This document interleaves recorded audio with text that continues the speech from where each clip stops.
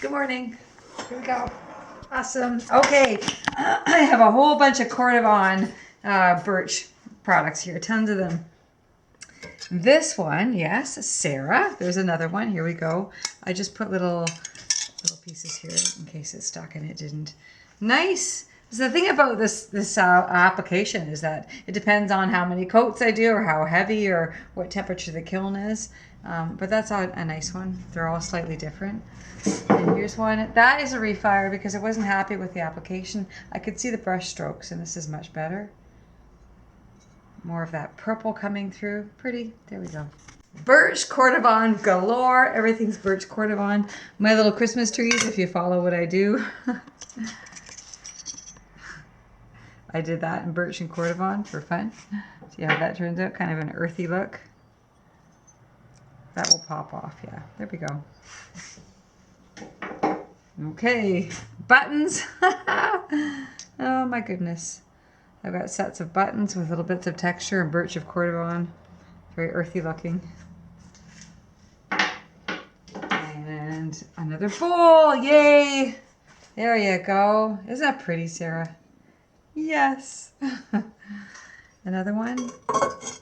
Nice. See that texture coming through? And the flowers, the birds.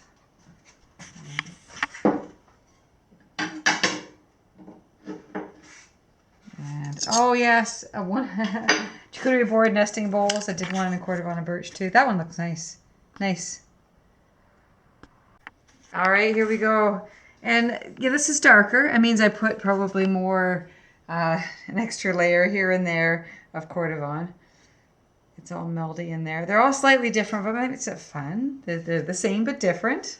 Here, and you can see the difference. I love that purpley kind of look. Oh, gorgeous. I love that. Black walnut, green tea, and alabaster. Ooh, that's so pretty. I had done a whole bunch. I wrote them down, but I can't keep track. They all have green tea in them, so I can't remember what combinations I put with green tea. Might have been smoke. I put one with winterwood. They're nice. This is for when I make my alpaca products and I can sew on buttons. Nice. Yeah, I love them. They're really nice. All right, this one's really pretty. Another one. Here we go. They're coming along. Oh, that's so pretty. Oh, that's gorgeous. And, okay, I did 3 of these because I'm doing these charcuterie board nesting bowls. That's snow and that's river birch. I did some bigger bowls in that, and I kind of like them. There's people out there that just love simple white, there you go, stocking bowls. Super cute, eh? Oh, I don't remember what I put. To me, it looks like there's deep fire brick, and you can see some ancient jasper, and that's likely honey flux. And my buttons, I just pull it off with pliers. They're nice. I only put Cordovan on the front, and then it was birch all over. Oh, at least 3 coats. Light flux and Cordovan. When I apply the light flux, I just put a dry brush first.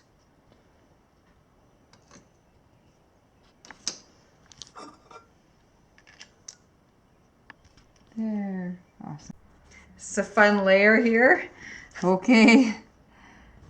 Okay, I've got to grind that down. Rose quartz and amaryllis. That's always more runny than I think. You know, you try not to put tons on. It's probably the rose quartz that's more runny than I thought. Really pretty. And I just put honey flux inside. Nice look. Lots of grinding. All right. One of my hand-built bowls. It's just stone denim. And I put all these little safety things here. Just snap off. Just in case it runs. Stone denim is pretty stable. That will all pop off. Nice. Oh, that's gorgeous. Perfect. Nice. Okay, see what else I did. Oh, this would be my green tea adventure. I wrote them all down, but there's so many, you know, and it looks so different in comparison to what you think. So I can't, that'd take me a while to figure out which is which.